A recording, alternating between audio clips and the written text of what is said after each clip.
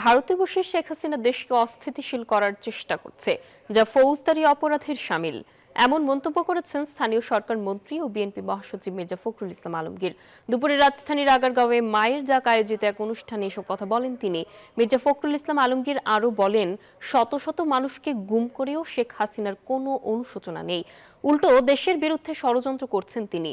গুমের শিকার ব্যক্তিদের পরিবারকে সরকারি ভাতা দিতে প্রধানমন্ত্রী তারেক রহমানের কাছে আবেদন জানানো হবে বলেও জানান বিএনপি মহাসচিব।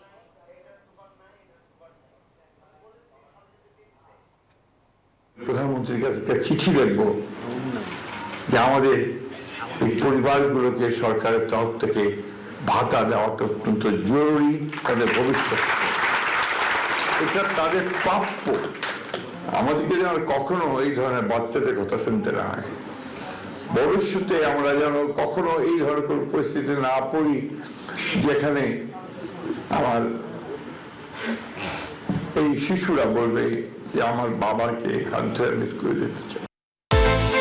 বিকাশ পেমেন্টে 10,000 টাকার বেশি অফার, শপিং চলছে তো।